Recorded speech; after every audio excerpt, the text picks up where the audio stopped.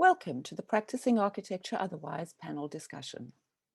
This is the first of the events that we, the Monsoon Assemblages Project, is hosting to take up questions raised in the Monsoonal Multiplicities exhibition that we launched last week. If you have not visited it yet, we encourage you to browse through it during this event. The link is in the chat box. This event aims to open up discussion about the practice of architecture in our climate-changing, virus-infected, ecocidal, financialized times. Asking the somewhat rhetorical question, does architecture have any special privilege to remain the same in the light of these challenges? This question was prompted by a reading of anthropologist Hannah Knox's extraordinary book, Thinking Like a Climate, in which she asked the same question of her discipline, anthropology. The question resonated with my teaching of Design Studio 18, a Master of Architecture studio at the University of Westminster that was part of the Monsoon Assemblages project for 3 years. In the studio, students used cartography, simulation, and fieldwork as tools to incorporate the agency of the monsoon into design, and thereby generate new ecological institutions, forms, and ways of thinking. At the end of the studios, we began to ask how these tools and sensibilities might be carried into practice, and whether they could disrupt what is thought of as architecture's proper place in society. As a way of inaugurating discussions around these questions, we have invited presentations from 4 architects or spatial practitioners who have shifted the locus of architecture by moving with the immigrant, the policymaker, the carbon, and the weather, and making these trajectories central to their spatial and architectural imaginaries. It is now my privilege to introduce the first 2 speakers, Alison Killing and Alfredo Ramirez, whose presentations will follow one after the other. Thanks so much, Lindsay, and thank you all for having me here. So, as Lindsay said, I'm an architect by background and worked for a number of years doing that, and I'm now working with investigative journalists on investigation and storytelling projects. And so there's one project that I want to talk about today, which is the work that I've been doing over the past 2.5 years on Xinjiang in China. So I'm not sure how many of you know very much about Xinjiang, so I'll kind of start at the beginning with that. Xinjiang is a region of northwest China. It's about 50% of the population there are Turkic Muslims. The Uyghur are the largest group, but there are also others. There's Kazakhs, Uzbek, Kyrgyz, Choy, Zibe Muslims also living there. This region has only been very loosely part of China over the past couple of 100 years. It first became part of China under the Qing dynasty, which was from about 1750. And then it had these 2 short periods of independence in the early 20th century before it became part of the People's Republic of China after the communists won the Civil War. Since that time, there have been a lot of tensions between this Muslim Turkic, what was a majority in that region, and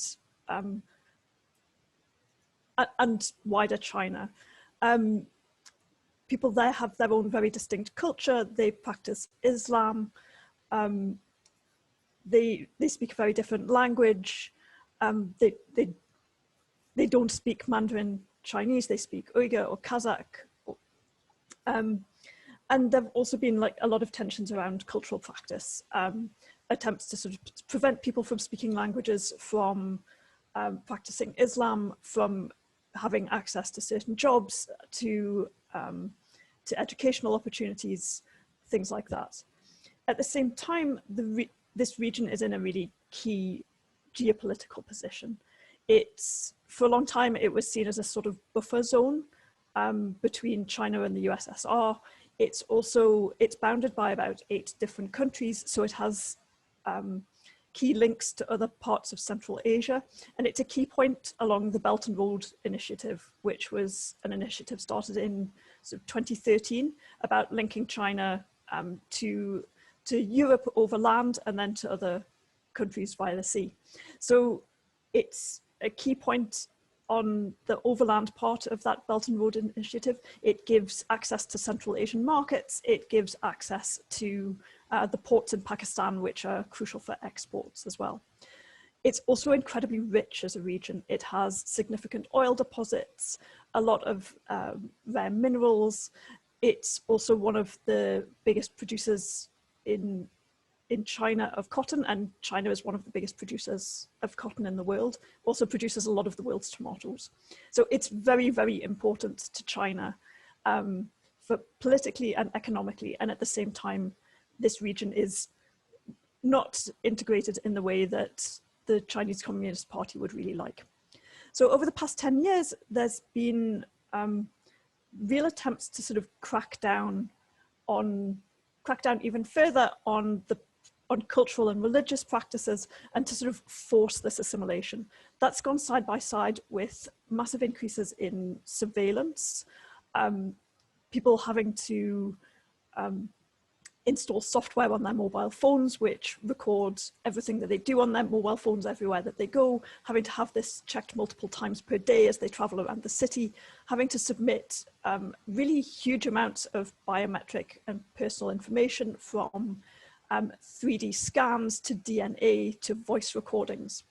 And since late 2016, when a new, not governor, but like the head of the Communist Party in Xinjiang was replaced, and the person who took that job had previously been working in Tibet and had overseen a similar campaign of oppression there.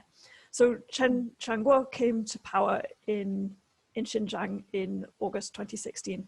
And since then, we've seen this escalation in oppression in that region.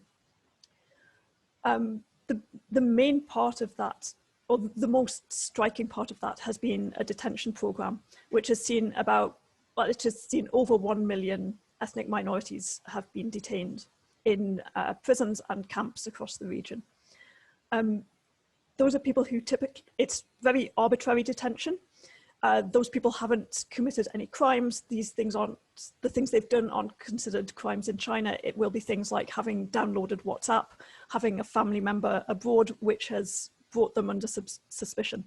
Although there have also been reports of quotas in certain regions that local authorities have to detain a certain percentage of the population. And so it's since sort of early 2017, when reports first started to emerge of these camps, journalists have been trying to investigate them. So Radio Free Asia was one of the first groups to report that these camps existed. And then I think it's sort of September 2017, Megha Rajagopalan from BuzzFeed News was the first journalist to actually visit one of these camps in Kashgar. Megha subsequently lost her visa to China. It's assumed it's based on her work in Xinjiang, although there was never an official reason given. But Megha and I met for the first time in the summer of 2018 at a workshop, and we began talking about Xinjiang, about her work there, and about the difficulties of working there. And it seemed that I perhaps had some of the skills and tools that we could use to help to solve that problem of access. Even for journalists who do have visas to China, Xinjiang is incredibly difficult to work in. There's a huge amount of harassment of sources. People not unreasonably fear that talking to a journalist will get them sent to a camp. That makes it very, very difficult to work there. There's also just harassment of the journalists themselves, which makes it difficult to travel. And then the region is absolutely huge. Despite only having about 25 million people, it's a very large region. It's about 4 times the size of California, for example. And that also makes it very difficult to investigate anything that's happening there, especially when these camps are spread right across the region. And so in sort of mid-2018, that was the point at which the first estimate was made of, we think that there were around 1 million people detained. And a credible estimate of the number of camps of about 1,200, which is one for every township in Xinjiang. At the same time, only around 70 of those camps had been found. And so we were looking for a method that would allow us to find the rest of the network. After this workshop, Megan and I stayed in touch for a few months, batting ideas around. And, you know, occasionally I would spend a couple of hours looking at research on this.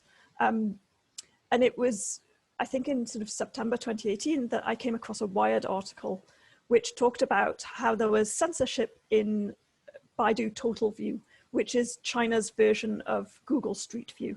Baidu is a search engine similar to Google. It has a mapping platform, also straight regular text search, but it has this mapping platform with the Street View. And I'd heard this story that in Eastern China, some industrial areas had been censored within Baidu, actually very clumsily, that the images had been badly photoshopped to scrub out industrial facilities. But you could still see like the black streaks where the towers of the power plant had been erased, for example. And so I thought, like, well, if they're censoring industrial plants in Eastern China, there's a very, very high chance that they're going to be censoring prison camps in Xinjiang. And so I went and looked at a series of locations in Xinjiang to see what was there. There were a few camps that we already knew about, and that we were very certain that they were camps because they had been visited by journalists, or because we had very strong eyewitness testimony where someone was able to reliably say, like, this is the place that I was taken to. And so I went and looked at those places, and I found that actually there was no street view imagery at all, but instead I found myself just looking at the satellite images. And I noticed that as I zoomed in at the location of the camp, suddenly this light grey square would appear over the location. And then as you zoom in further, the satellite imagery disappears, and so does that light grey square. And it's just replaced by standard map tiles. There wasn't very much high resolution satellite imagery of Xinjiang. And then it actually just seemed like the map was broken, like that it just wasn't loading properly. So I zoomed out again and zoomed in, but the same thing happened. That means that it wasn't a loading error, because the tiles from the map would already have been in my browser's cache. And so actually it seemed that these areas were being censored. I then when I found that I could replicate this, I went and looked at a number of other locations that we knew were camps. There were about 6 in total. And I found the same thing happening there. And at that point, it seemed that we had a technique that we would be able to use to find the rest of the network, to find the rest of these 1,200 camps. And so we got to work, working with a developer, Mega and I. We examined all of the areas across Xinjiang that were masked in this way. And we were expecting about 500,000, something like that. We actually found that there were 5 million locations that were censored in this way, which is huge. So it's not just camps that are censored, it's anything of even mildly strategic importance. So military bases and military firing ranges are perhaps obvious ones, but also power plants, mines, industrial estates, all of these sorts of things. And so we needed a way of actually trying to narrow down our search. And the way that we did it was to decide to look at just the areas around towns and along major infrastructure. This is where some of the urban planning knowledge came in, because we knew that in order to build prison camps, you need a certain number of things. So for example, you need to be able to get the materials to that place. You need to be able to get the heavy machinery to the place to build the camp in the first place. The workers need to be able to get there. For those things, you need roads. We also knew, like, once the place is built and is functioning, there's a certain number of other things that you need. You need gas and electricity and internet. of course, you could dig a trench and run a cable 300 kilometers out into the desert, but it's much, much easier to build near to a town where you already have access to those things. So many of these places are actually built in industrial estates on the outskirts of towns, where there's also access to large areas of land, serviced land. Yeah, you also need, of course, the people that will go in the camps. You don't want to have to transport them too far.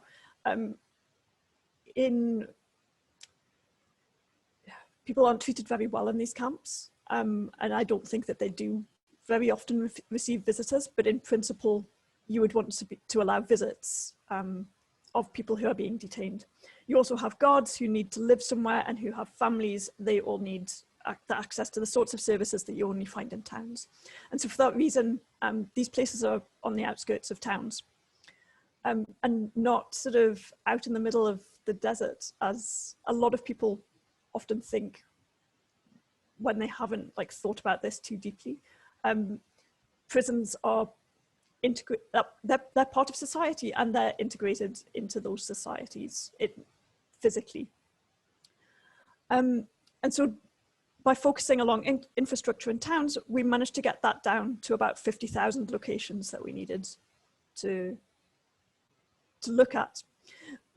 Yeah, what I should say is that these places were censored within Baidu, but what we could do was to take the censored location and then go and look at a different satellite imagery platform which wasn't censored and look at what was there in the same location. So we took the Baidu location and just went and looked at what was there in Google Earth.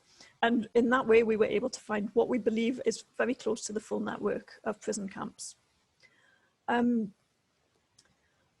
Yeah, so I can just share my screen and I can quickly show you some of this. Lindsay, how much time do we have? Do I have? Oh, you're on mute. You've got about 3 minutes left, or you could have 5. Okay. No, that's fine. I can do 3 minutes. That's fine. Right, so I'm just going to share my screen and sort of, I can show you this network of camps. So this, I just zoom out. Here's China. This region in the northwest is Xinjiang. And this is the network of camps and prisons that we found. In 2017, a lot of these camps were makeshift. Just as the program was really starting, the government took over any buildings that it already had access to, which was schools and hospitals. And they often just sort of fortified them using barbed wire. You would see fencing going up around the perimeter, and you would see it going up, particularly in courtyards, that they would build pens around cell blocks or buildings that were being used as cell blocks in order to allow prisoners to allow detainees to exercise and to control movements between the different buildings which were part of the site. This site that I'm going to show you now was built in 2018. And it's the largest camp that we know of. This is at a place called Dabancheng, which is just outside of Urumqi, which is the regional capital. Yeah, so I can just show you. In 2015, there was very little here. The site was empty. And then in April 2018, we start to see building on this site, significant building. If we zoom in, we can see that there's this very high perimeter wall. It's about 5 to 6 meters high. That's something that we can tell based on measuring the shadows. And we can also see guard towers around the edge of this perimeter wall. And then if I go a bit forward in time, I can show you the rest of it. So this main camp, it can hold about 32,000 people. And it was completed in late 2018, and it actually marked the beginning of a new phase of the detention program, where the Chinese government was moving away from these makeshift camps from the beginning of the program towards purpose-built, much larger, much higher security and permanent facilities. What we can also see in here is that there's a number of factories, and forced labor within the camps is a significant issue. We've done a study of that forced labor, and we've seen that there's over 2 million square meters of factories within camp compounds across Xinjiang. The main way that we're able to recognize them is by, sometimes we have a lot of satellite imagery and we're able to see them under construction. And we can see that they're steel frame buildings in contrast to the masonry cell blocks. And the factory buildings, in common with factory buildings across Xinjiang, tend to have these brightly colored roofs, typically blue, often red. Occasionally they're in gray, but yeah, we can see them here. And so we've been able to easily identify and quantify the factories and likely forced labor across these camps. At the front of the camps, we tend to have big administration areas. That's for administration, police training, also police accommodation. And then just this very last thing that I'll show you, this was a new camp that was built in 2019. For a long time, the Chinese government denied that these camps existed. And then in 2018, they finally acknowledged that they did, but insisted that, like, yes, they do exist, but they're for education and vocational training. Now, looking at the camp that I've just shown you, that seems unlikely. Just the level of barricading there, the level of barricading, it would indicate that there's a very heavy level of coercion in bringing people to these camps and insisting that they stay there. But by the end of 2019, the Chinese government had insisted, like, okay, there was a program, but it's completely closed now. And yet we know from the satellite imagery, such as this one, that in fact, they were still building at that time, and this camp was completed in early 2020. And in fact, that building program continues now, albeit slightly more slowly than previous. So, thank you, and I'll hand over to Lindsay and to Alfredo.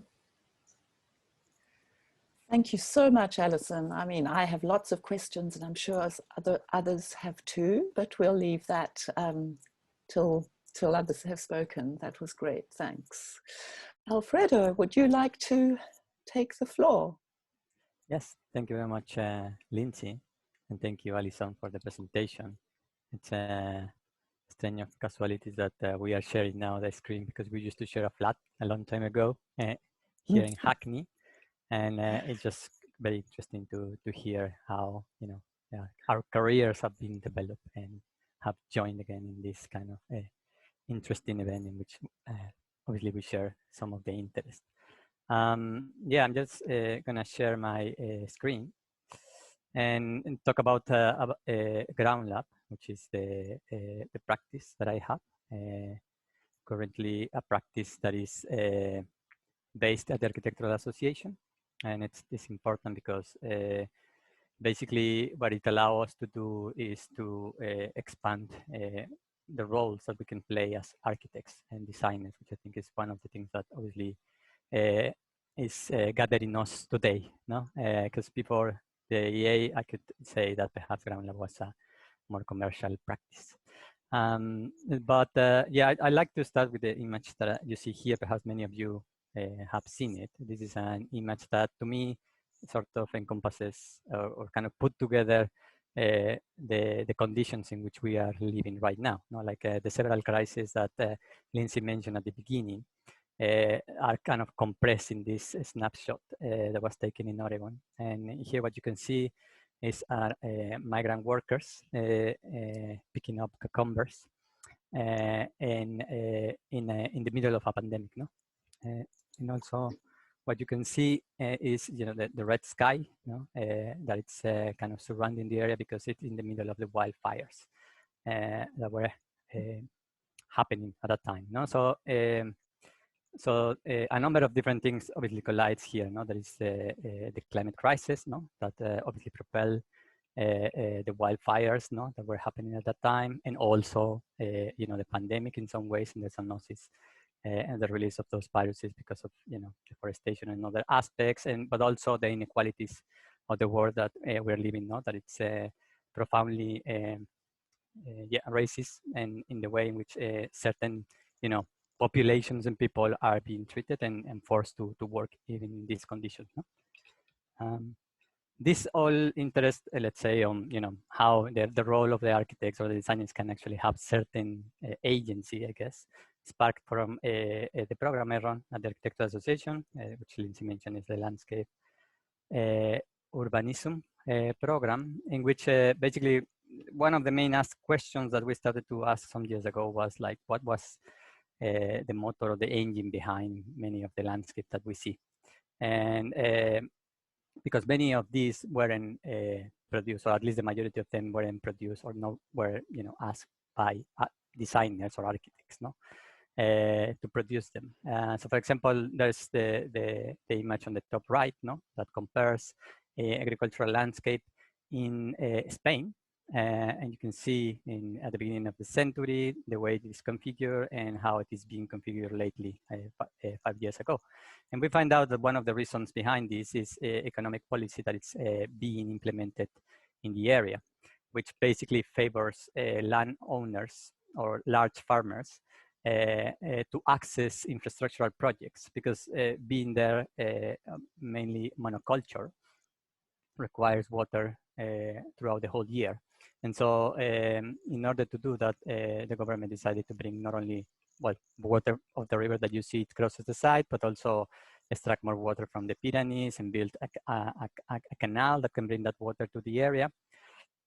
And but the way it was paid is it was, or the people that were kind of benefiting from that were the landowners, because they were the ones that were produce the most, no? And so a lot of smallholders are getting out of the picture, and that's why it's driving the transformation of the landscape, no? A similar condition is what you see at the bottom, which is the Nile Delta, in which you see a transformation from 30 years ago to what is currently happening, the silting of a lake, which is called Mansala. And this is happening because, again, an economic policy of building dams along the Nile Delta throughout many decades in the past century, that it's been diverting sediments, no, to agricultural fields in the Nile Delta, and it's silting this diversion of sediments the lake, no, and it's actually producing erosion in the tip of the delta, no. This is again a transformation of a landscape, no, driven by certain economic policies that. In this being a country where 90% of the land is desert, and the Nile Delta being such a fertile line, it's an important place to look at, because the creation of land produces conflicts. And yeah, so there are many examples, no, that we have, let's say, on how policy is shaping the landscape, the space, and not only in what is called maybe rural landscape, but also in urban environments. So something that we started to do in the last years was to think about what would be the kind of projects that we can actually integrate ourselves, no? If we want to pursue some form of understanding of how these policies are basically creating landscape, but also to be more proactive, no, or to be more projective, I guess.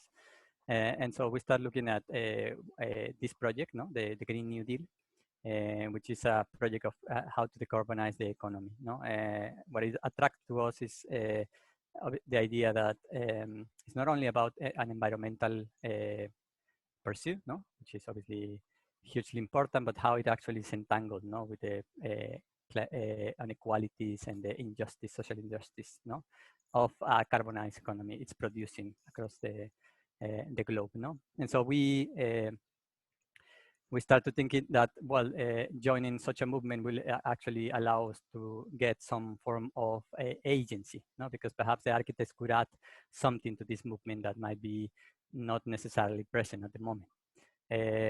Just a quick update for those who doesn't know what is a Green New Deal, or well, where does it come from? The idea of a Green New Deal comes from a New Deal, which is a kind of a success story in the United States, where in a similar situation in which we are, I mean, you know, saving the differences in the distance and the global impact, there were a kind of an impact, no, in the there was an inequality in the society, the Great Depression, which is shown in this image, and a kind of environmental crisis that happens in the Midwest, which is called the Dust Bowl.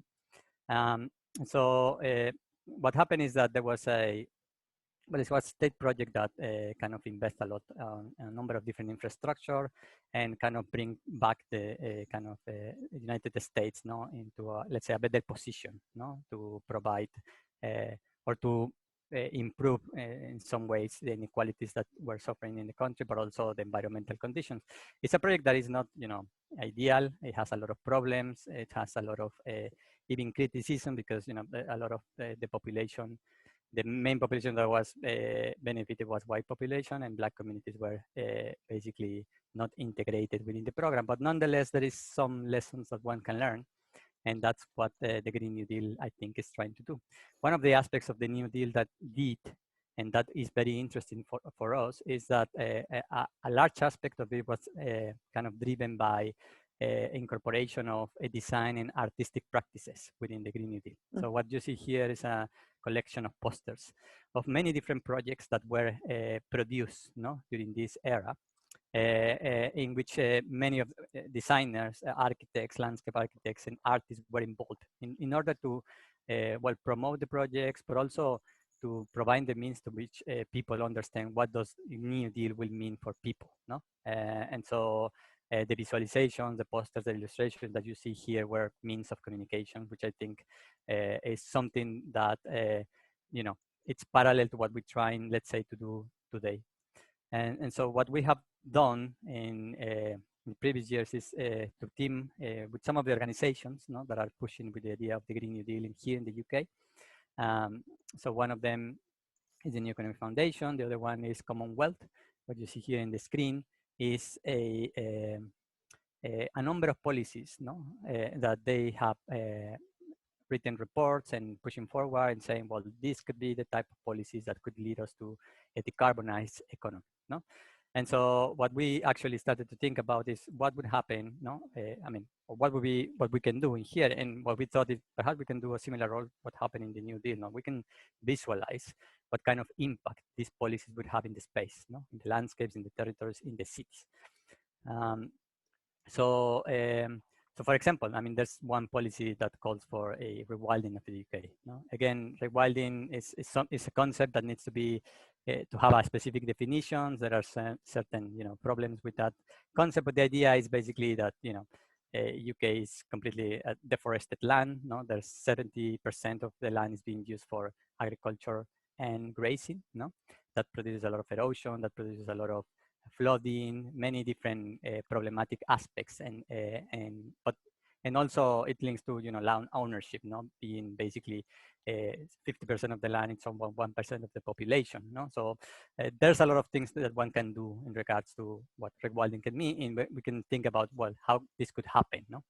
Another policy that they produce is like we need to upgrade our homes, no. So it's basically the idea of retrofitting, no, rather than thinking to produce new buildings, no. Which will require, you know, extraction from the global south, will require, you know, a production of a lot of carbon. What don't we use what we have already? No, find out what is there available, and retrofit, you know, mainly houses, no, insulate them, etc., so they waste less energy. Retrofit them with, you know, other forms of ownership of and energy, and also renewables. No, that could also is. I mean, all the ones that I'm saying as an example are, to me, literally linked to the profession. There's other ideas, like, for example, what would happen if we just shorten the working week? The working week, no, like instead of working 5 days a week, we work 4 days a week. And to me, this is something very interesting because cities are basically now, or urban environments are now driven by the idea of working, no? So what would happen if we decenter the idea of working, and there's other aspects like leisure that could actually take place? What kind of spaces we can create if this is something that could happen?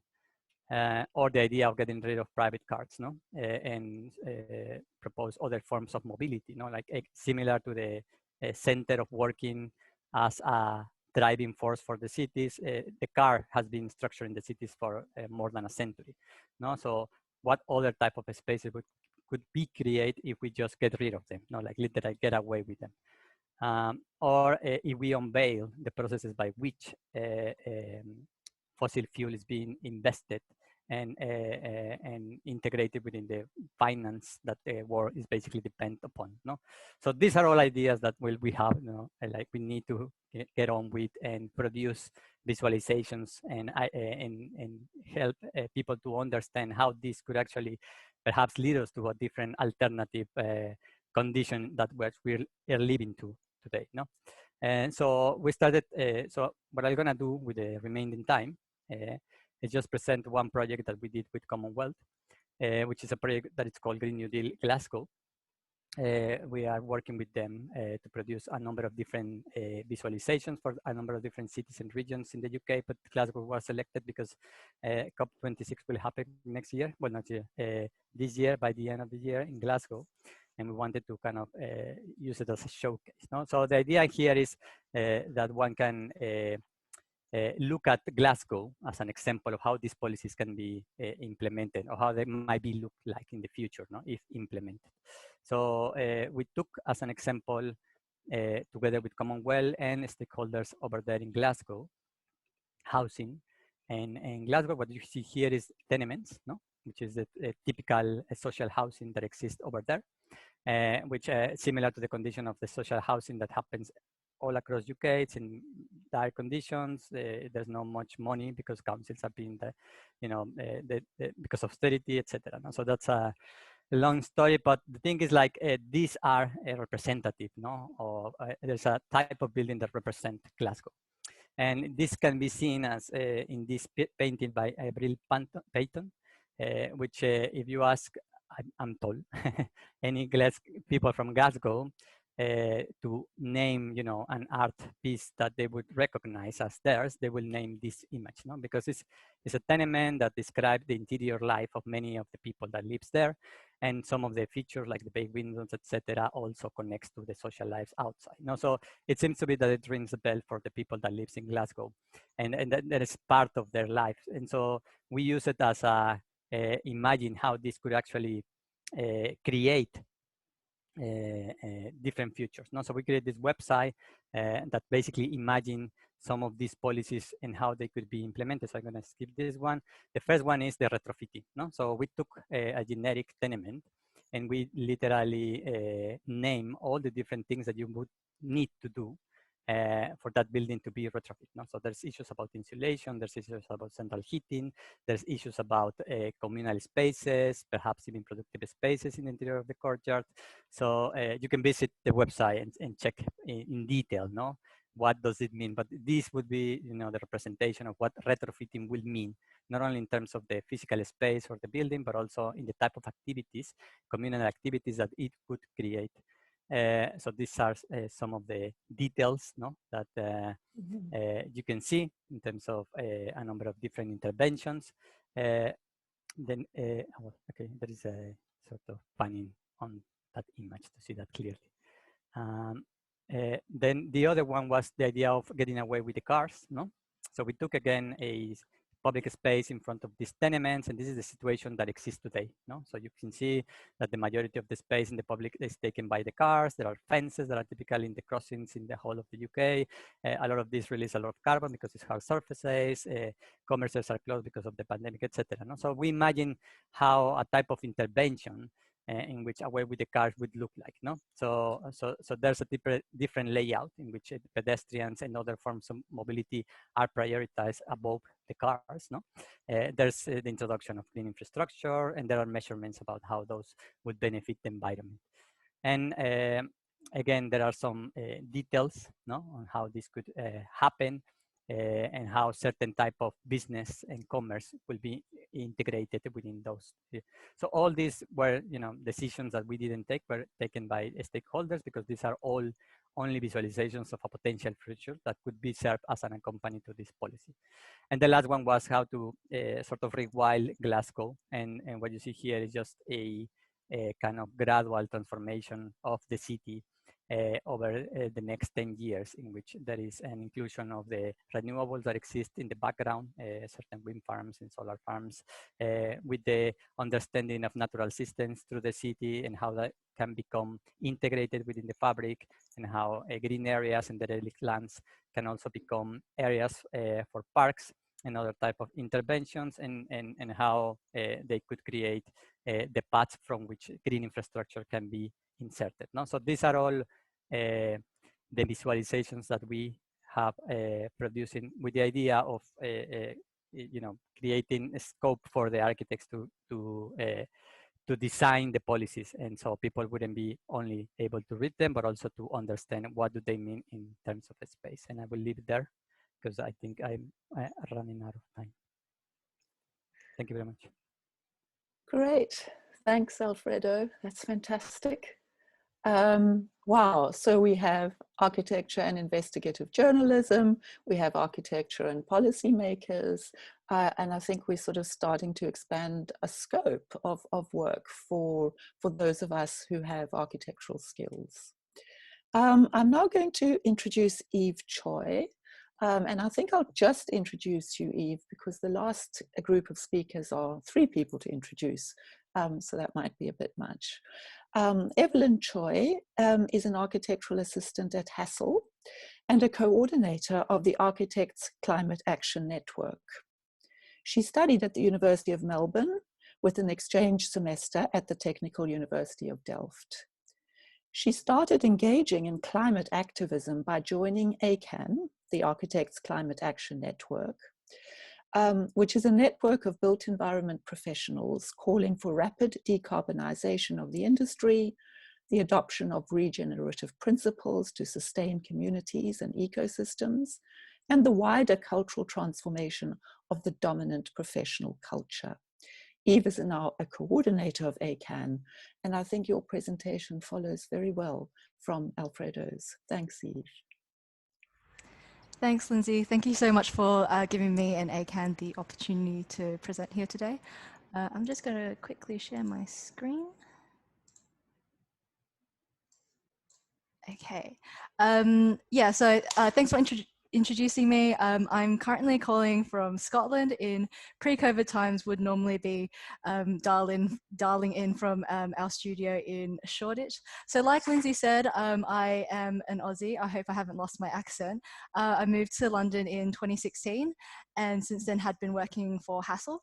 But like many young architects, I was concerned about the world's trajectory on climate and was frustrated at the lack of urgent action from my practice. So I was really excited to find out that there was a group, ACAN, devoted to tackling climate action in climate change in architecture. And so I joined and ultimately became a coordinator last year in March. So in addressing the theme of today's talk, practicing architecture otherwise, I wanted to focus this presentation on challenging, like both Alfredo and Alison had done, challenging the traditional role of the architect and to make a case for why we need climate activism in architecture.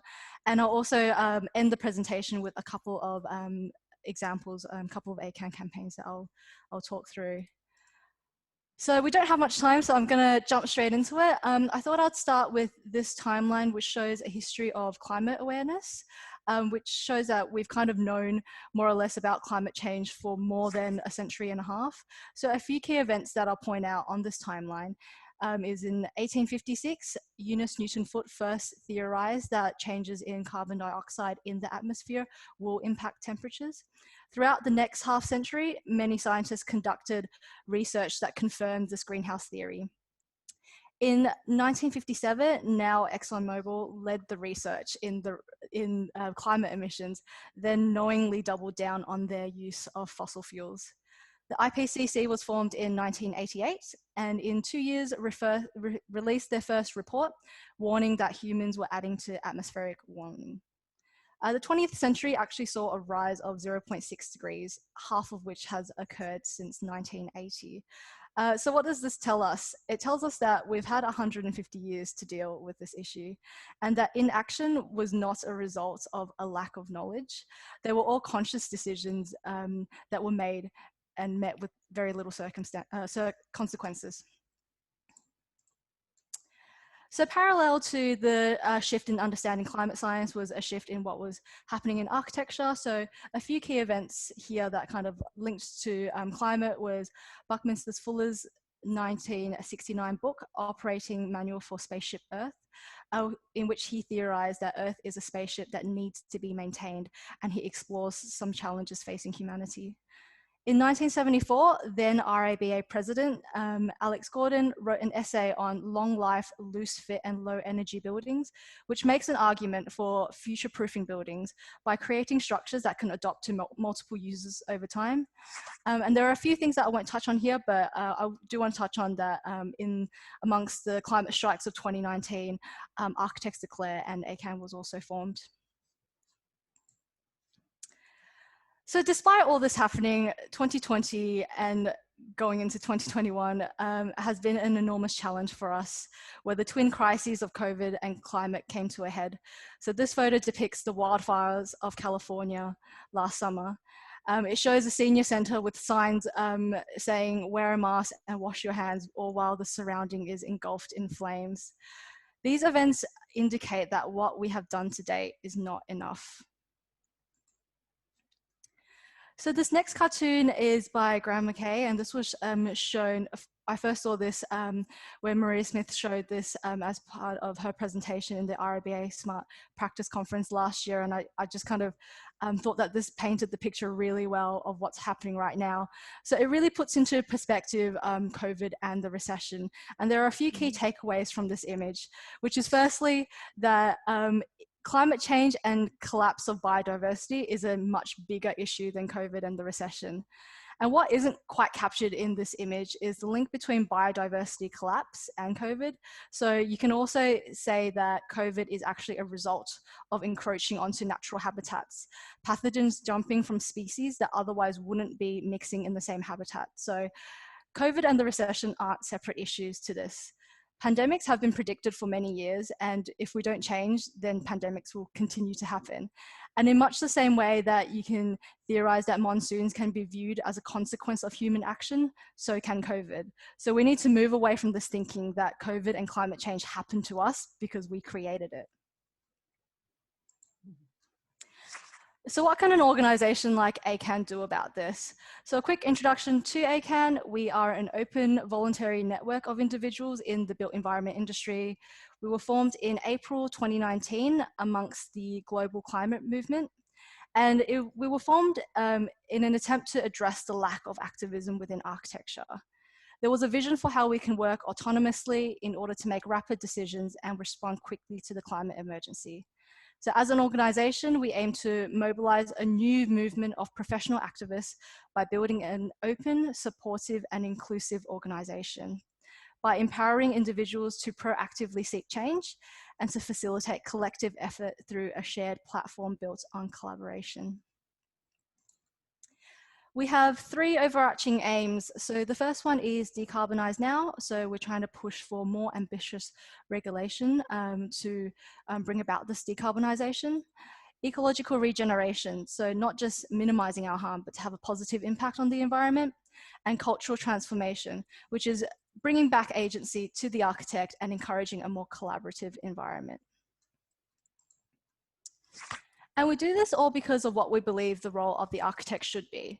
So like Monas, ACAN sees the practice of architecture as intertwined with other societal forces. And I think Alison and Alfredo demonstrated this really well earlier, but architecture exists within a political and regulatory framework.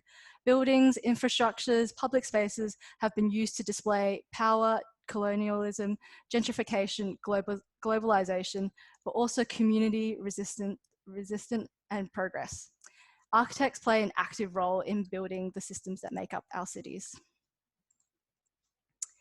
However, in practice, a lot of us are working on singular projects in very specific location, and it makes it hard to address the flaws and complexities of our cities. It's also hard to engage with communities on a scale where we can actually make a difference.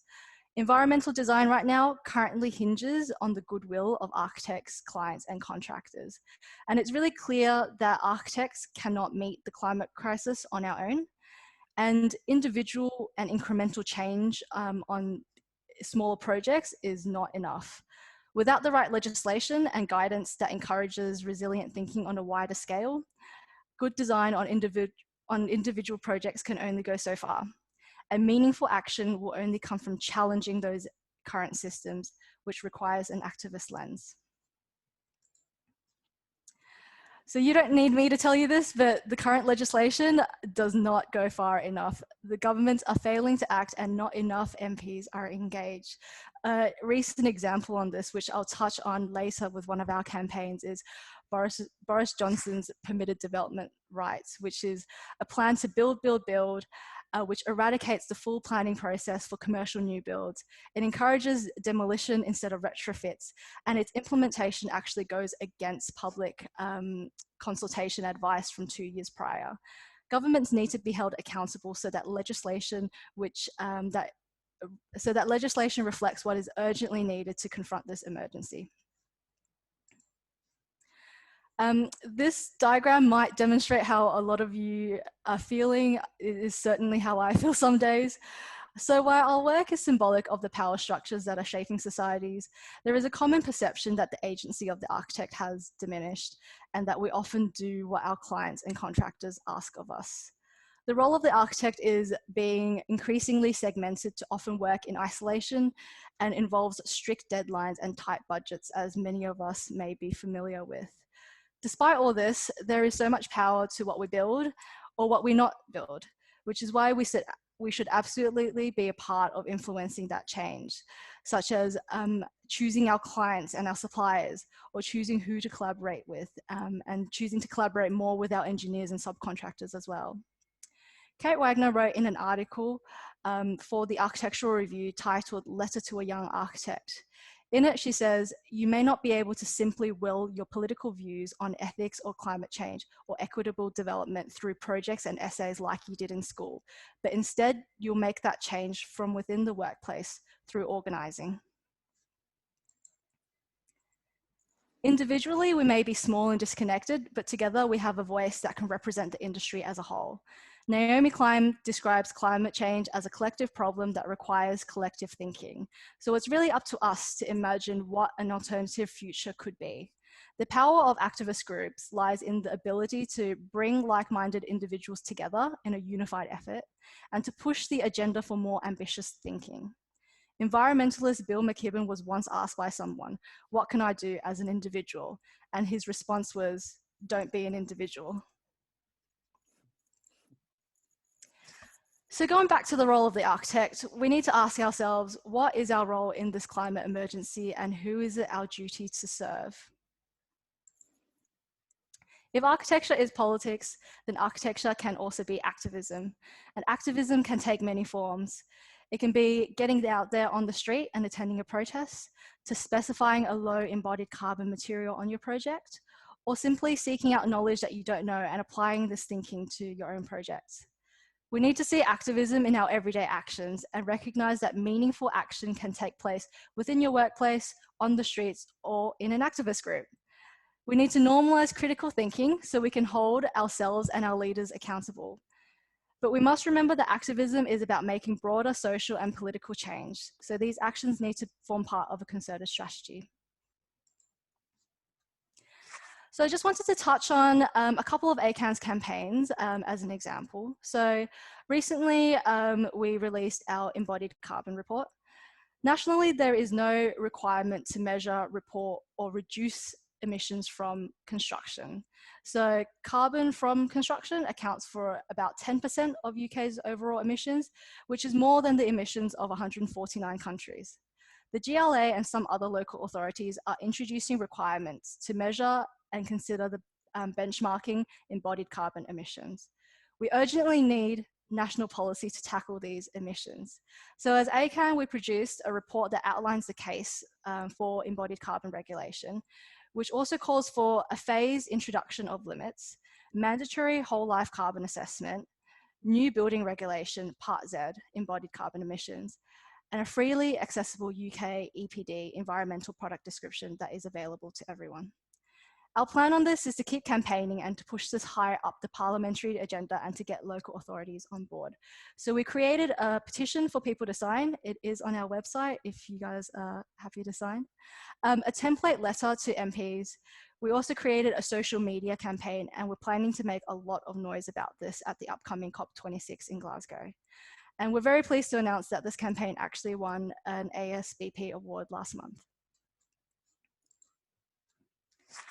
This was our other campaign. It was Planning for the Future white paper. So this was a public consultation by the government last year in October. And this was a response to the government's proposed reform to England's planning system. And what they put forward had actually been also opposed by the Town and Country Planning Association. So the key issues that we had with this proposed reforms was that it neglects the 2050 targets for carbon neutrality. Once again, it was pushing to build, build, build. There were no enforceable targets for environmental goals and had a really simplistic understanding of sustainability. They think that less cars and more trees will simply get us there. And it does not currently acknowledge current inadequacies around some of the building regulations, such as the Part F and L on future home standards is just not ambitious enough.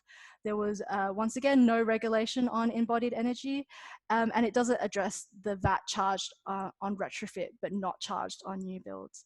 And overall, this consultation nationally received over 10,000 responses, and we're waiting for the governments to kind of go through these responses and outline the next steps. So what I wanted to end on, which I thought was quite fitting on a global perspective, is this quote from Naomi Klein. So wanted to recognize the need for an intersectional approach to environmentalism. Naomi Klein often stresses the overlaps between climate and social justice movements. And in doing so, this recognizes two key things: that the practice of othering others has enabled the extraction and exploitation of other countries, and the effects of climate change will be more severe on those who are most vulnerable. So we need to be aware of the impact that this will have on our advocacy. So, such as in the UK, we need to ask ourselves, do our practices represent all those who might be affected by climate change differently in this country? So as Naomi puts it, the climate crisis might just be the catalyst we need to knit together a great many powerful movements bound together by the belief in the inherent worth and value of all people. Thank you very much. Thank you, Eve. That's fantastic. I mean, your real activism that's being undertaken via the kind of medium of architectural practice, which is extraordinary. Thank you. Okay, I'm going to move on to our final group of speakers now. And in fact, we've just had a question in the chat box, which I'm going to read out, Rhea. Could you elaborate a little further on the role of Indigenous relations and countries from the global South in questions of climate change awareness, as well as architectural action, which is actually a perfect question to lead into the final presentation we're going to have today. And Jonathan, Rufus, and Ben, I'm going to keep your introductions very short so that you can actually take the floor. Jonathan Kane is a postdoctoral fellow at the University of Pretoria in South Africa, where he's working on a project called East N4EN4, which studies minor architectures and infrastructure along a highway corridor connecting South Africa and Mozambique. Jonathan holds a PhD in art history and is author of a book called Civilizing Grass, The Art of the Lawn on the South African Highveld, a queer and post-colonial study of gardening. He's going to be joined by Rufus Maculuve, who holds an honours degree in management and cultural studies from the Higher Institute of Arts and Culture in Maputo. Rufus is also co-founder of Kaleidoscopio, Research in Public Policy and Culture, and he's a self-taught musician, composer, and a keyboard player in the band Kappa Dech. And check them out, guys, they're good.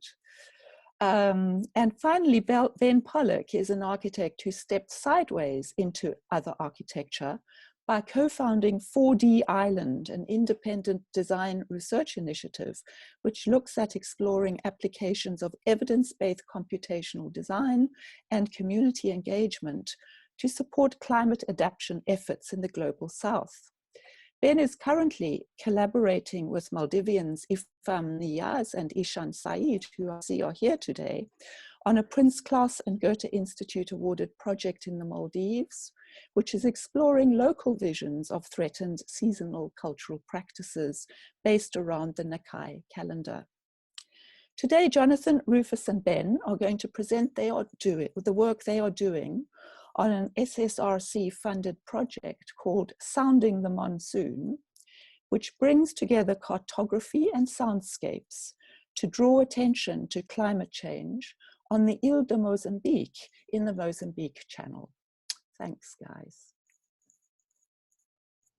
Thanks, Lindsay. I'll start off. I'll speak very briefly just to say a little bit more about the project. And then we're going to show you a short film that we've begun where we started stitching some parts of the research together. It's still quite tentative and early, and then we'll move on to Rufus and Ben, who have been working in these sort of two sides that we're going to speak about.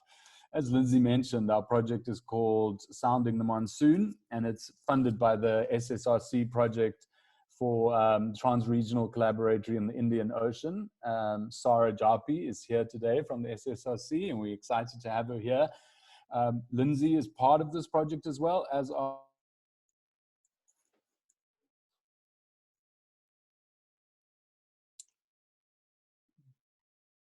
Sound is gone. Your sound is gone, Jonathan.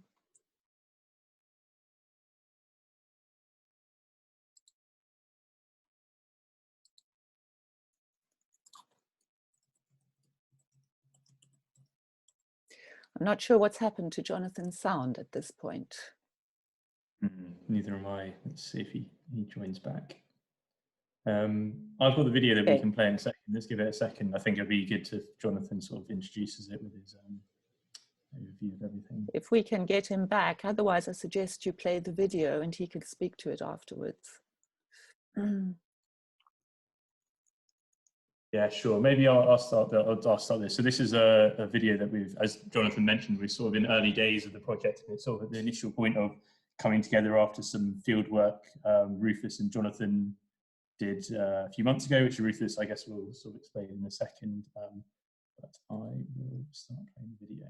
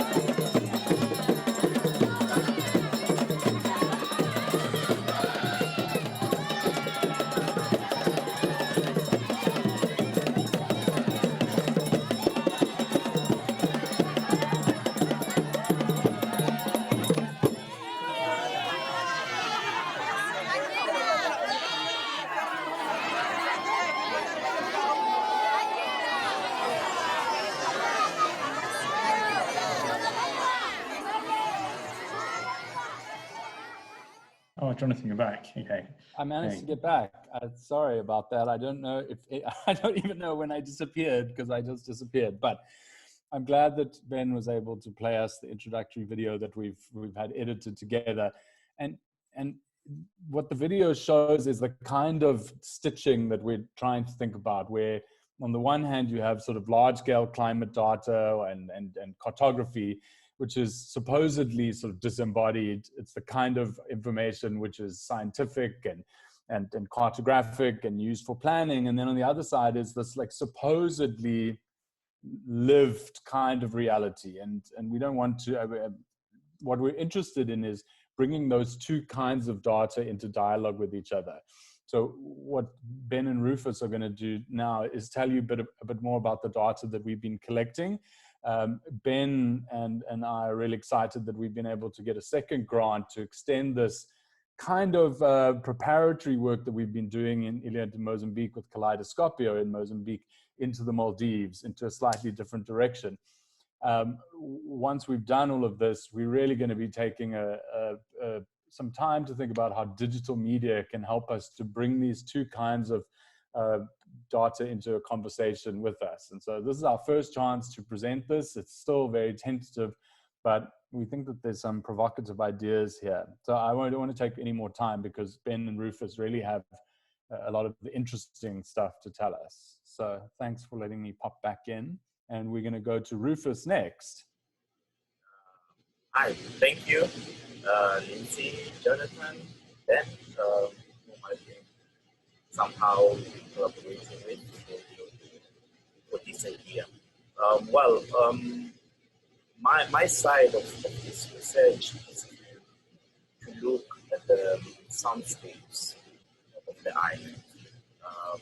It's quite interesting for me to talk to architects who are very visual, and me as a sound person trying to look at the space in a sonic way. So the way that we looked at it, the methodology was to look at the area also as a sonic space, which has been highly influenced by the monsoons, because India was a passing point between Europe and Asia, the Indian Ocean, in the coast of Mozambique. And this space was used as a stoppage point. And in that sense, sounds came to India, sounds left India to other places. So my approach is to think of the soundscape parallel to the landscape. When you come to India, what do you listen to?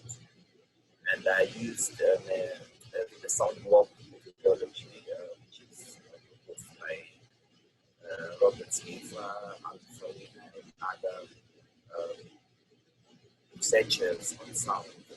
So I try to unpack certain important aspects of the India sounds, like the geophony. Like when you come to India, obviously.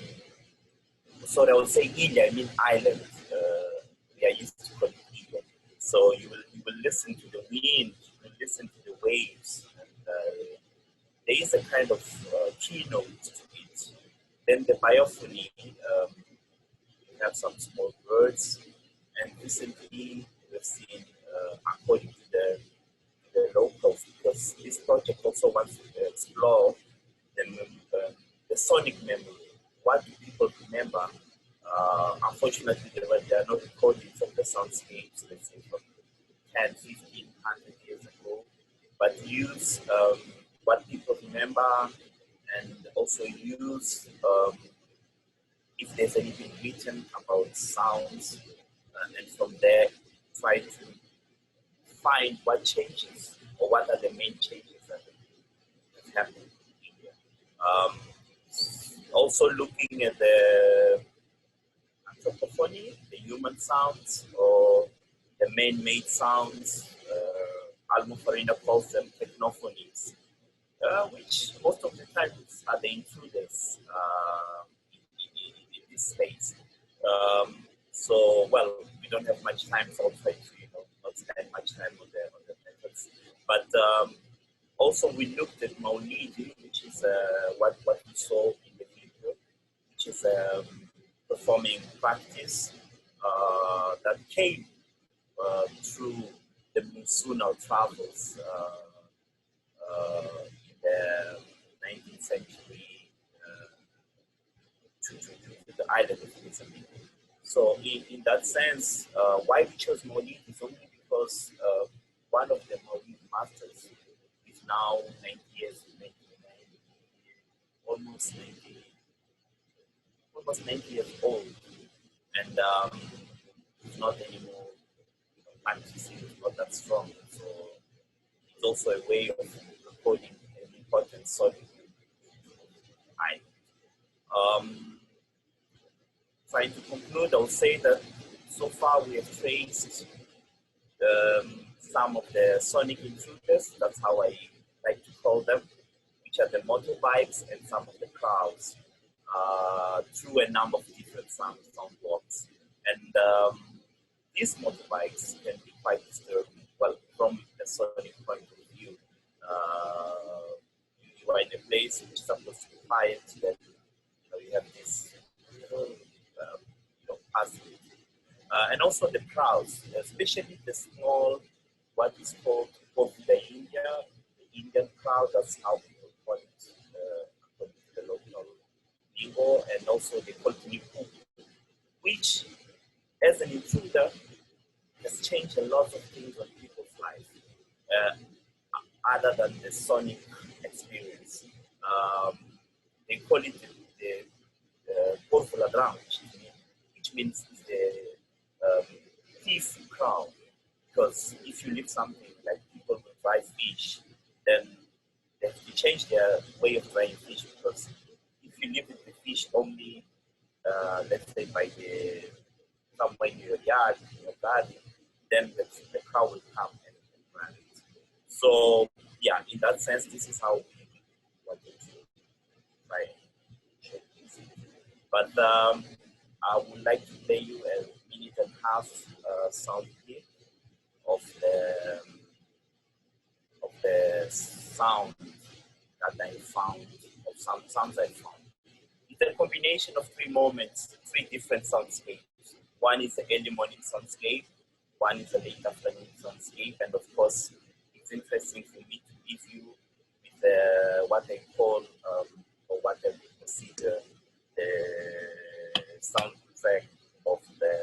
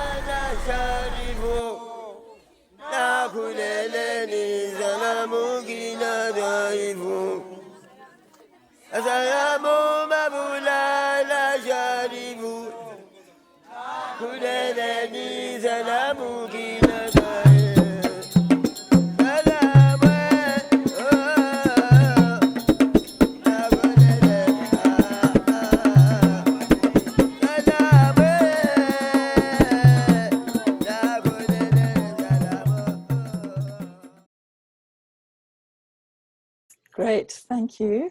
Right, thanks, Rufus and Jonathan.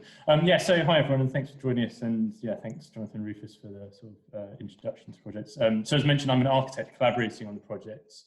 And so I thought as a sort of ending note, I'd offer up a bit of reflection and provocation on sorts of practicing architecture otherwise and sort of experiences through this work. So first up, I thought it would be worth outlining some of the how architecture sort of formed and is a part of this project so far. So my main engagement has mainly been through exploring the sort of macro scale through mapping and visualization of observable climate data as principally a sort of background component to ongoing sounding and monsoonal cultural explorations, as sort of explained by Jonathan and shared by Rufus just then. So these largely sort of cartographic explorations of the atmosphere and ocean dynamics relating to the Îles of Mozambique and the sort of region surrounding it, the equatorial East African monsoon basin, which is kind of what it climatically interacts with. So my work mainly has been sort of mapping and exploring data on atmosphere, on atmospheric pressure, wind, ocean temperatures, currents and salinity, and generally embracing its complexity and the interplay between these parameters in a somewhat scientific and somewhat visual language developed from it, amounting to sort of, this is the, I guess, the design agency within within this, and the communication of, I guess, these climatic flows. So the results of which we're sort of starting to offer a background, I guess, well, a spatial background, and a sort of through animation and other temporal elements of the work we're doing, other than Rufus and Jonathan's sounding work. And it's largely been used to help sort of frame and simulate other discussions we've been having, engaging between sort of local sounding perceptions of weather and climate, as Rufus was just sort of describing from sort of the natural environment, which is admittedly something we're still in the process of exploring as part of this as an ongoing project in quite early days in it, but we're something really excited with the sort of direction it's going. And yeah, secondly to this, I'd really like to maybe sort of reflect on the ideas of the collaboration and nature of this project, particularly with regards to architecture. So traditionally it sort of finds itself, I guess, in a commanding position within projects that's sort of being top down and one of kind of instruction in it. And with that comes the sort of baggage and disciplines, securities, or probably best seen as or experienced by those in its sort of insecurities. And usually these can be understood through like sort of positions of like the project lead, both in terms of contract, but also through agency and privilege, and probably most notably as sort of ego within that. So within this project, it's been really enjoyable to be a sort of supportive collaborator with the work that Rufus and Jonathan have been sort of spearheading, and with architecture definitely taking a sort of secondary and backstep role. And the opportunities has sort of opened up in the way that we've been collaborating and working remotely. So on a personal level, I guess, just to sort of tie up, I guess my move away from sort of traditional practice has in large been maybe what I see as the sort of elephant in the room, is sort of outlined by our past speakers, that with most architectural practices, of that being a sort of radical step change needed in the sort of transition to how we can generally practice sustainably, and that being sort of climatically, ecologically, socially, equitably, as well as sort of reflecting and responding to extractive practices of the global north. So sadly, none of these are obviously new issues, but it's got to a critical and overwhelming point where it's sort of a crisis of issues on sort of the multiple fronts. And in relation to today's discussions, the climate and ecological crisis is not something that we can sort of purely design our way out of. There's no sort of perfect solution, and architecture is somewhat struggling with this notion, I think, in sort of the terms of it being a sort of how it operates traditionally, and a sort of building largely being the end product and most commonly understood in architecture. So I think a lot of this is rooted in sort of communication and education within this. So for instance, the Committee on Climate Change in 2019 recognised that about 62% of the changes necessary to reach sort of targets around net zero critically links to sort of behavioural and societal hurdles rather than sort of technological ones, which I think design has a tendency to sort of fetishise, I guess, and offer up as a solution.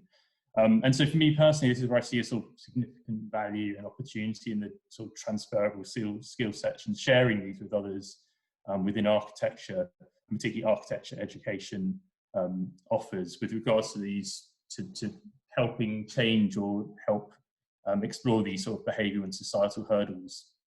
And that being the ability, in particular, sort of discussed by our past panelists, sort of visualise and spatially and material and cultural issues that we can sort of share and with others as sort of visions. And personally, why sort of engaging in projects such as this and being invited to collaborate on it as the Sound in Monsoon and work done by ACAN and Alfredo at the AA GroundLab and Alison, Alison's investigations offer sort of critical and compelling possibilities for escaping the traditionally siloed and exclusive practices of architecture, particularly if it's to continue having any meaningful relevance going forwards. But I will leave it there, and yeah, thank you very much. Well, thank you. Thanks, Jonathan, Rufus, and Ben. I think we're going to now ask if our panelists could all come back into the screen or the top of the screen and open it to the floor for questions. I would like to start with a question in the chat box. We don't have many of them. And then there are a couple of people in the audience who I know who are here who I'd like to call on because I think they have something to say to the themes we've been discussing. So there is a question from somebody whose name is Marvin Azar. I don't know if you're there, Marvin, and would like to address your question to Alison directly. Yes, I think you are there. I'm just trying. Hi, how are you? Thank you so much for this panel. Thanks, Alison, for your interesting presentation. I was keenly more interested in the whole censorship of satellites, the mapping system. So that's quite close to my heart. It also resonates to the kind of research that I'm invested in on the geographical censorship. So my question to you is how do you deal with data collection when it comes to this kind of censorship? And where does the ethical system work around this kind of data collection? So how do you work it out when it's constantly, yearly, monthly being censored? So actually, I mean, so the censorship that we investigated in Baidu is actually no longer there. It was removed around this time last year.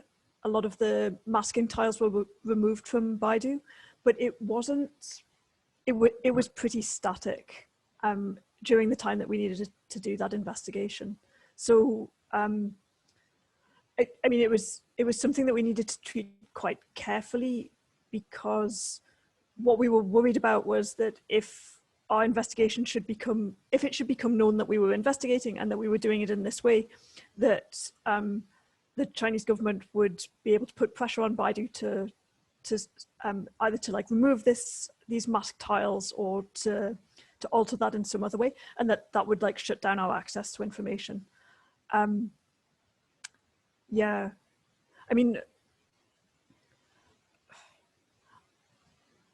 yeah, I mean, it's a sort of, in terms of the ethical side of this, satellite imagery is this really, I know that there's been some very real ethical problems with, for example, indigenous societies in the Amazon not wanting their lands to be photographed because they don't want it to then be used to survey for minerals and for resources as a way of then enabling future extraction.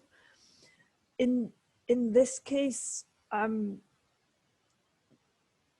don't think that we had the same sort of power imbalance with the people that we were investigating. We're investigating the policies of the Chinese government, right? And they have such heavy controls on information, and there's so much oppression within that region, that actually satellite imagery was one of the few sources of information that they can't control, and that therefore allowed us to investigate this and to sort of investigate these really grotesque human rights abuses. Thank you. Thanks, Alison. There's one more question I'd like to pick up in the chat box here, and that's from Ria Shah. I don't know if you're there. I am here. Great. Do you want to ask your question to the panelists? Yeah, I mean, this came right after Evelyn's presentation, and thanks, Evelyn, for your wonderful work. But I was just wondering if you could elaborate a little further the role of indigenous nations and, you know, countries from the global south regarding questions of climate change awareness and architectural action, because you know, I often see these timelines of sort of climate change or conversations about climate change that do not sort of include a lot of voices that I'm sure you're aware of, and especially coming from Australia, where there is so much sort of you know, so much indigenous wisdom regarding climate change action. Thanks. Yeah, thank you so much for your question. That's a great question. I think I'm going to have a little bit of difficulty answering this one because I don't think I can necessarily speak on behalf of those sorts of communities. What this does kind of lead into a conversation of which is quite interesting, is the fact that there is quite a lot of climate injustice in terms of who causes climate change and who will eventually experience climate change. So we've got some stats here, which is that the richest 10% will is responsible for 49% of emissions, whereas the poorest 50% globally are responsible for only 10% of the emissions. And if you take that into account with the history of colonialism, extraction, and the fact that people in the global south will bear the brunt of a lot of the of what happens to the earth, I think in not so much answering your question about what people in the global south can do, but I think we need to point to the fact that wealthy nations actually do need to support those in the global south in order to allow them to become more resilient. So sorry, I can't quite answer your question directly because I think that's something for those communities to be able to speak to. But I'm happy to open it to any of the other panelists if anyone else has an answer to this.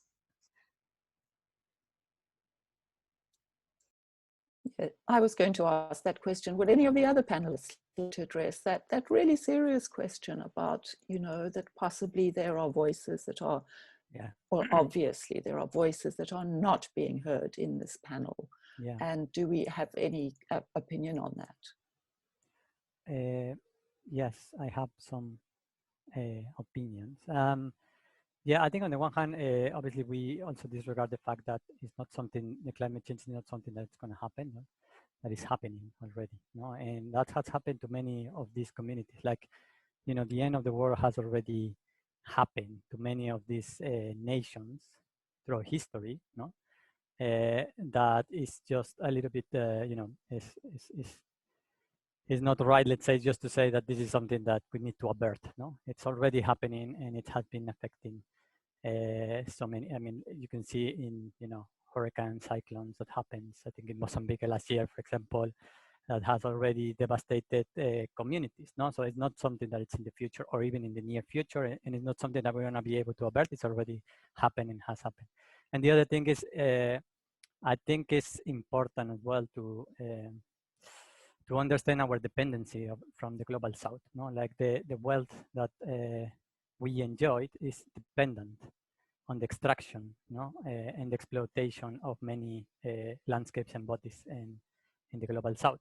And I think there's, you know, one part of the practice that we need to understand, and is the unveiling of these relations, no? Like supporting, let's say, for me is not enough, because it's been like kind of official policy from West governments, no, to send aid, but it's aid that is based on, you know, the extraction of other people on the global south. So it's like a cycle that it's been kind of masked, no, in a similar way that, well, I mean, not Alison has been unveiling, no, these activities or this kind of enforced labor in China. Is something that we need perhaps to understand and do, no, with maps, with cartographies, with visualizations, that kind of relation that is intrinsic, and that's the only way to understand how perhaps certain actions will bring social justice. That's all. Thank you. I wonder if Jonathan or Rufus would like to speak about this question about climate change awareness in the Global South, because you've brought a very different methodology to this panel from the other panelists. I mean, you're working with sound, not visualization so much, but would you like to speak to that question? Yes. Well, unfortunately, Mozambique is one of the most affected countries with all these effects of climate change. Now we have almost yearly. Rufus, we can hardly hear you. Can you speak up? Oh, can you hear me now? Is it better? Okay. No, I was saying that Mozambique is unfortunately one of the countries that is most hit by these effects of global change, climate change. Sorry. Now we got to a point where in a year we might be hit by 2 of these natural disasters. I'm just talking about, let's say this year, February, late January, February. Now we are going to the point where we have to find ways of dealing with it. But unfortunately, it's not within our own national agendas. It's mostly pushed by international agendas, through aid organizations, through all sorts of different international conglomerates and business interests, the development industry, as we locally like to call it. So, and when you think about architectural action, then it's likely one of the last things to be thought about, because the first thing they will do, they will bring you food and some sense of security, and try to build you some sort of resilient home. And it's not really. I don't think communities are that much involved. We have had success stories in Mozambique through certain local NGOs, but it's not on the agenda as general, but it's very narrow.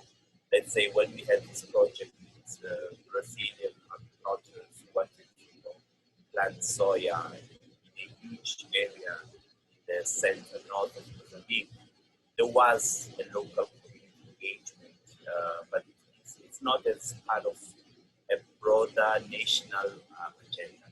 It's not that. Well, I'm speaking from the Mozambican perspective. It's mostly being pushed through other traditional agendas. That's one thing. Thanks, Rufus. Okay.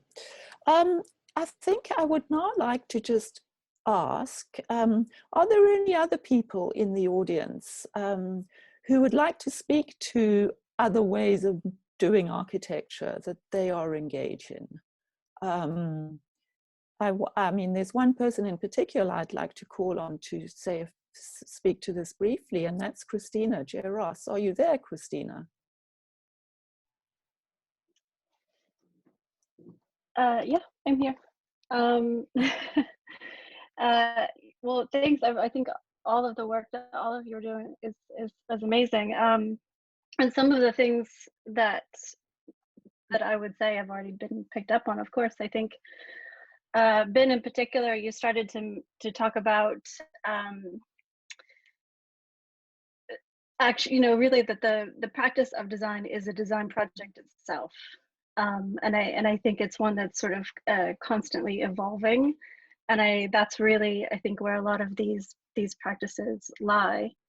And I think that in practicing architecture otherwise, like even just expanding the practice to include different kinds of media or different kinds of ambitions that is architecture. And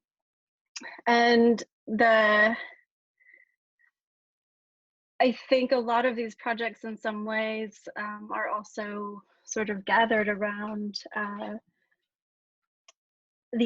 trying to provoke new collaborations. And I think this is where visual media is really interesting to me. It was one thing when architecture kind of departed from physical space, and then another for, but we still could sort of claim, oh, but we make things visual. And then I think the work of Jonathan and Rufus in really just occupying soundscapes is really provocative, because all of these different kinds of media carry with them different charismas and authorities that then, kind of gather different momentums or allow different kinds of people and different kinds of spaces to join into that project. And I think that's really powerful. And I think the more architecture evolves its practice, the more diverse medias we'll have to play with. Yeah. Thanks, Christina. I'm glad you brought up this point of visualization, which seems to run through all the practice, that our skills in making things visual is actually a very powerful tool that is not just, it might have been developed in relation to the building, but actually it has hugely powerful political potential to be used in other fora. I also know that John Goodman is in the audience, and John is involved in a Green New Deal initiative that I think it would be great, John, if you could speak to Alfredo's engagement in the Green New Deal. Oh. Hi, hello everyone. Yes, I saw it's been a lovely afternoon. I haven't been sitting completely 100% focused. I've been running around slightly, so there might have been a few moments I've missed, but I've caught most of it. It's been really fantastic collection of pieces and a really important set of questions raised. Yeah, well, there's some I guess some things that I've actually just been thinking about this morning, because one of the things I've been trying to do actually is finish up a long overdue piece of text that was around some Green New Deal stuff actually. And the bit that I've been actually trying to work out this morning, and which I'm going to bring to the panel now, and to Jose certainly, but actually to everyone in different respects, is thinking about questions of time, actually. So we're in this, we're in this situation where, we're trying to talk about the role of the architect and the role of design and planning, and does this need to change in this panel, or how does it need to change? And on the one hand, there's, for most of human history, any conscious purpose that we've had, any kind of planning, whatever it was that differentiated the architect from the bee in Marx's phrase, that was generally done against a stable background. And, it was human things that were changing and the background was stable.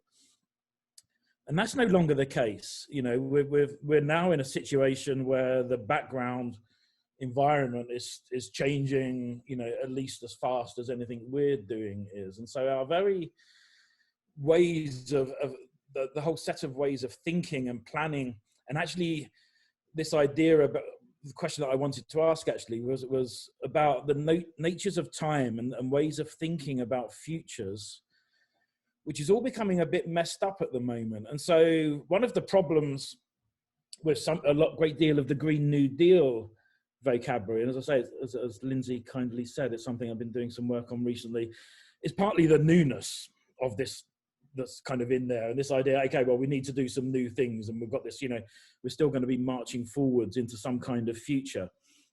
And well, it's partly that kind of thinking is one of the things that's got us into this mess in the first place.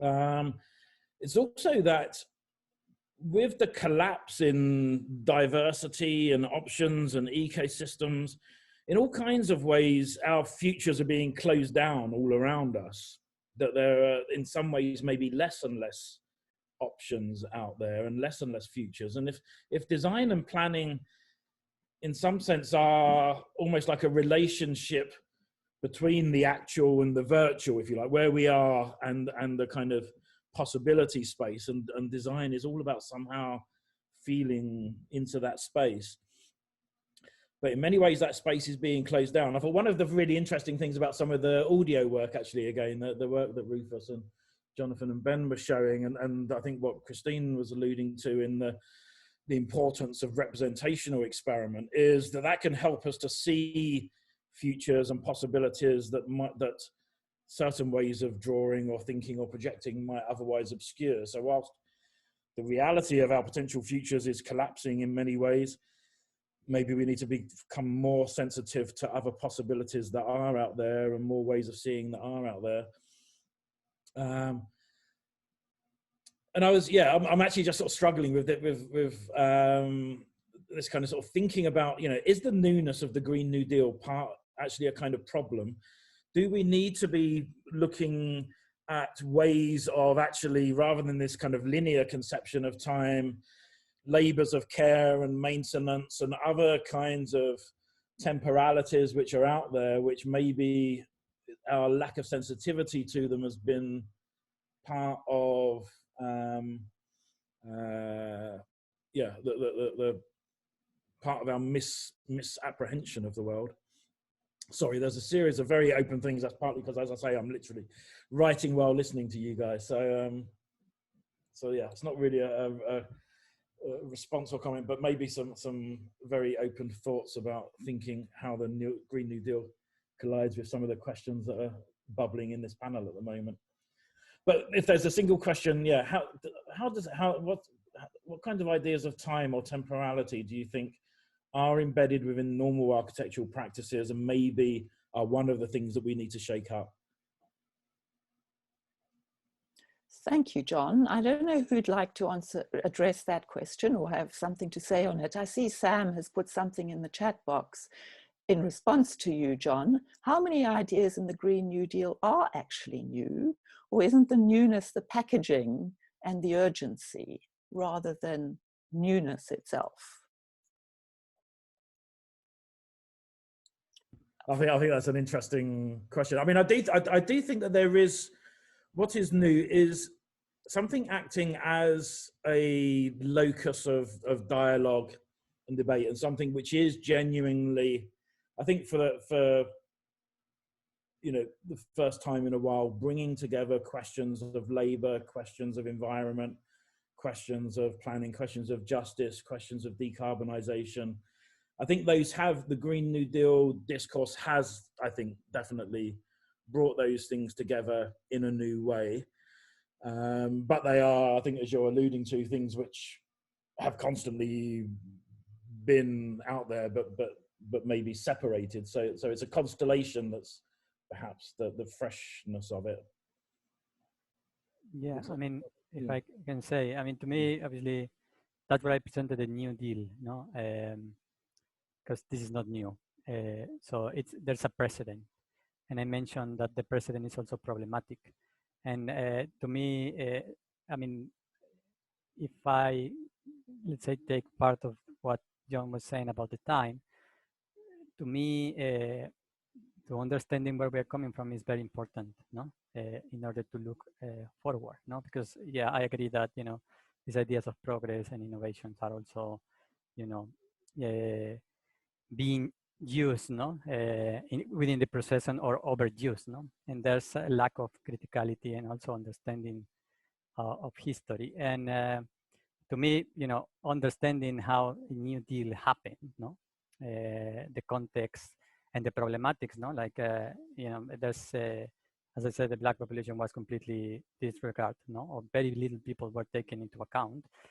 Show certain lessons, no, that the Green New Deal should, understand, no? And I mean, part of the problems obviously is that, is a global North perspective, no? And it seems to be that always is the North that comes with the ideas to solve the whole mess, no? And there's not the global South, and obviously the voices over there are not heard, or the ideas are. So there's obviously some, interest on, create this global Green New Deal, which perhaps is more international. No, but just coming back to the idea of I think it's very important. I mean, for example, the issue of the climate change is not again new. No, this is something that's been building in the air. No, like Lindsay, in the atmosphere for hundreds of years. Not like precisely and even more when the British start extracting carbon from the south.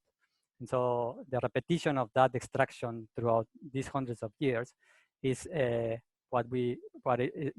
of what we are in this mess. No, it's the whole system that kind of propel that situation, and it's something that's not going to disappear from tomorrow, even if, let's say, a potentially perfect New Deal would be established, because the issues on the atmosphere are aggregative, no, and they're cumulative, no, and they will remain there, no. So obviously there is an understanding of that history that at some point was kind of erased, no, and there was always like this kind of continuum present that we are living in a globalized world where we share, the same kind of brands and shopping malls and airports and spaces that there was everything that we share. But obviously, the climate change is something that is just breaking that the whole thing narrative and telling us that, well, it's actually part of the whole way we've been relating to nature. No, we've been kind of establishing those relationships, and that's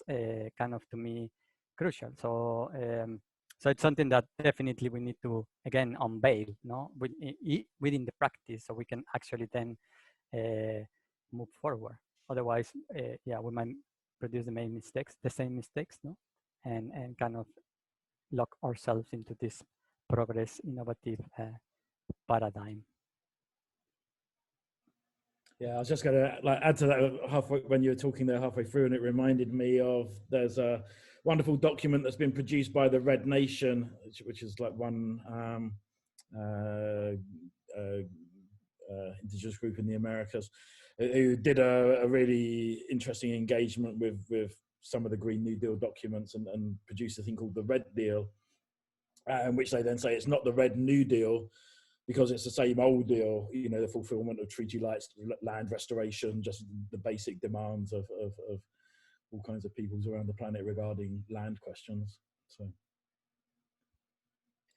Good, thank you. Thanks, John and Alfredo. Alison, I see that you've answered a question in the chat box, but maybe it's just worth highlighting it.